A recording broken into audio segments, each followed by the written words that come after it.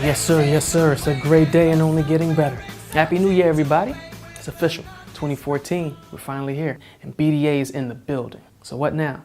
I mean, what do you have planned this year? Is it more of the same?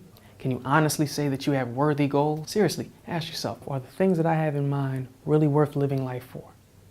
And that's what we're here for. And that's what we're all about, helping you maximize your life. Each week, we're going to bring you biblical insight, empowerment, success principles, encouragement, and spiritual support that's tailored just for you.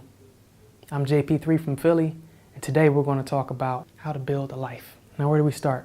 Well, if I were giving you less than my best, I would probably say, start with the right financial plan.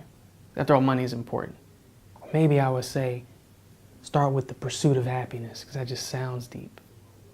Perhaps even secular education, because knowledge is power. All those things are cool, but if you really want to build a life worth living, you want to start at the beginning. And in the beginning was the Word. What you and I need is the Word. So what is the Word and what is it for? Well, in the simplest terms, the Word is God's expression of Himself.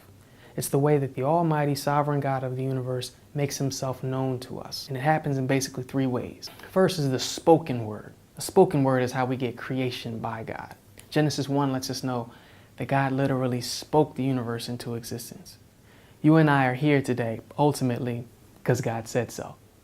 Second is the written word. The written word is how we get communication from God. Through the Bible, the written word, we have God's blueprint on how to live. And since it alone accurately predicts the future before it happens, it both bears God's signature and reassures us of its reliability.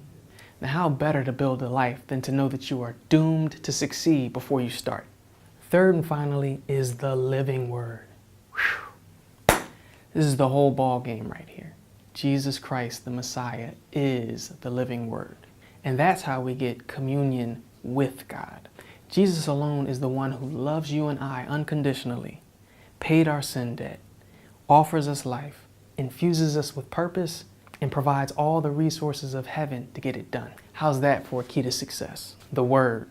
3 voices, yet the same one speaking. Woo-wee. So, to recap, the Word is essential for success, and it comes in 3 dimensions. The spoken word, where we get creation. So be selective of the messages that you're consuming, because they're creating your reality on some level.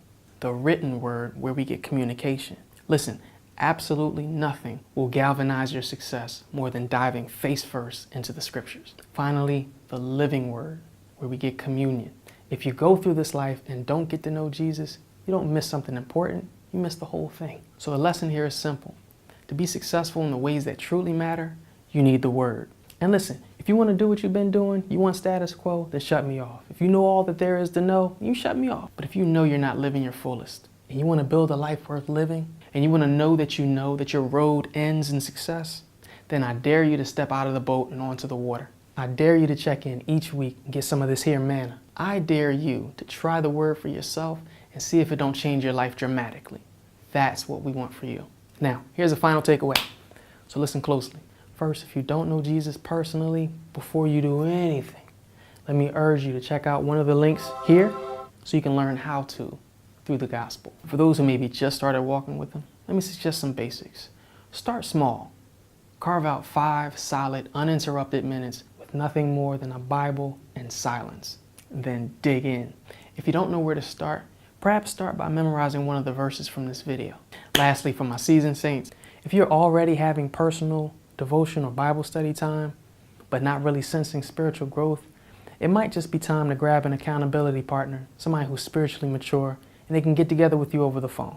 From personal experience, I can tell you interesting things happen when 2 or more are gathered. In either case, let me encourage you, watch this video again to get the most out of it. Like it, share it with friends who you know could use some empowerment. For now, once again, it's the boy JP3. We'll see you again next week for more of your better days ahead. Shalom.